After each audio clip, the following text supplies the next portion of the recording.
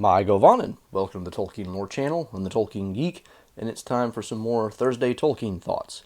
And this time, my thoughts turn to the topic of magic liquids, mostly magic beverages, in The Lord of the Rings, because there are several, and this topic was kind of spurred by the Tolkien professor's recent discussion in his Exploring the Lord of the Rings series of Mirivor, the cordial of Imladris, which he, as he noted in his discussion, is almost certainly alcoholic. It's a cordial, which means that implies it's alcoholic, but also, as he points out, prior to basically modern technology or the understanding of germ theory, getting clean water was basically a matter of mixing it with alcohol. So most people didn't drink much of anything if it didn't have alcohol in it.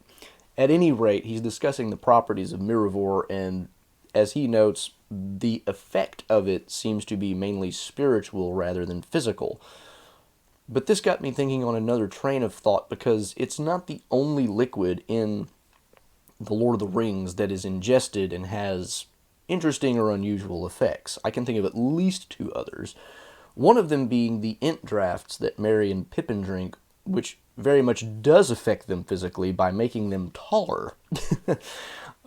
And Treebeard is, what he does is he gets water from the river, it might be the Entwash, I forget exactly which river it is now, but he takes that water and then he kind of chants over it for a bit, and it seems to glow, and then he gives it to Merry and Pippin.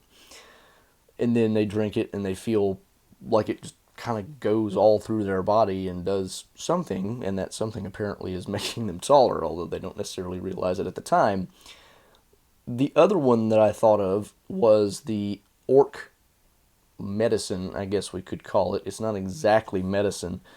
The medicine is more of a salve that they rub on Merry's forehead, which he doesn't particularly like, but they also have some kind of liquid which, burns their throats and makes them feel fiery inside, and it's not pleasant, but it does kind of wake them up and whatever, which the immediate physical effects of them feeling fiery inside might also lead you to think that maybe the orc concoction, whatever it is also alcoholic. Maybe something really strong, like a really, really strong and not very pleasant whiskey.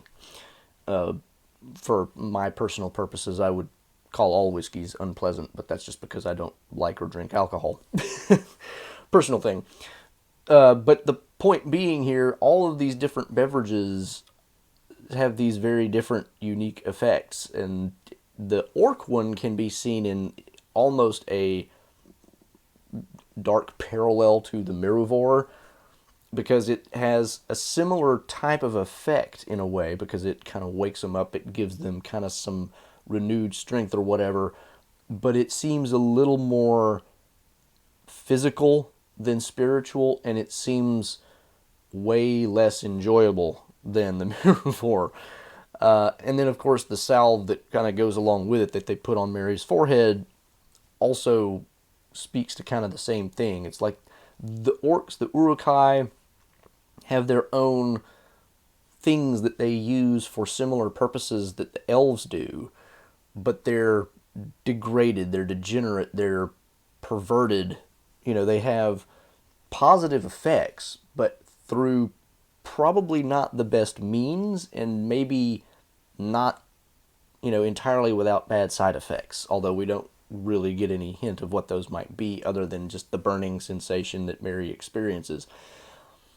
The other interesting thing about this is the fact that this, whatever it is that the Uruk-hai give them, we only encounter it here, and it makes you wonder, does this only exist because Saruman created it and gave it to the Uruk-hai, or is this something that orcs brought with them into his, what we might call Saruman's breeding program? We don't know the origins of this stuff. Mirivor, we can assume, is in origin an elvish beverage, or maybe even something they learned from the Valar or Maiar in Valinor, although it's really not clear. The other interesting point that I wanted to bring up in this connection is, in his discussion, Corey Olson brought up the fact, and I think this was a question or a comment from one of the people who was watching live, was the Ent draft alcoholic? And the initial reaction would be, well, it doesn't seem to be because, I mean, it's just it's water from a river. How would it be alcoholic? But there is the fact that Treebeard does something to the water, which seems to be what gives it its properties. And it occurred to me that's a rather interesting thing to think about, because a river is what you might call in old times, and you could still call it this, living water. The idea being that, a running river, a water source that's moving, is really safer than anything that's standing, because a stagnant body of water is much more likely to gather bacteria, and that's why you don't drink water without alcohol, as a general rule in the old days. But a river would probably be safe, and so that's why it's called a living water. It's moving, it has, it's life-giving because it's not going to kill you probably. And what occurred to me in this connection is there's another way in which the term living water would be used that would be familiar to Tolkien as a Catholic, and that, of course, is Jesus Christ. And interestingly enough, Jesus Christ's first miracle is turning water into wine. So is Treebeard's draft alcoholic? Makes you wonder a little bit, actually.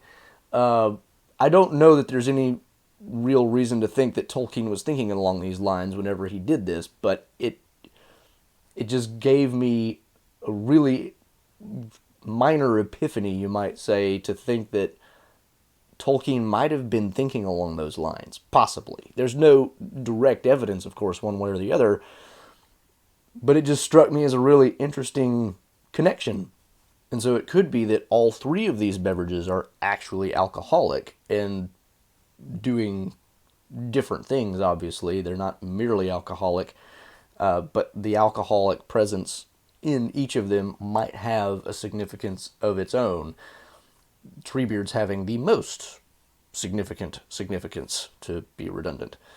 But anyway, that one thing there at the end about the int draft was really what made me want to do this video, because it's just kind of interesting to think about.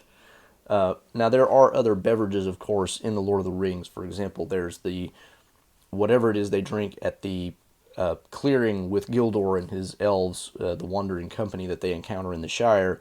But that seems to be mainly just whatever they drink, not necessarily anything particularly magical or potent. So, I mean, there's that kind of stuff. There may be others that I am forgetting, but those are the ones that I can think of offhand. And so, that's kind of where my Thursday Tolkien thoughts end for today. And until the next time, I'm the Tolkien Geek, signing out for the Tolkien Lore channel. Namarie.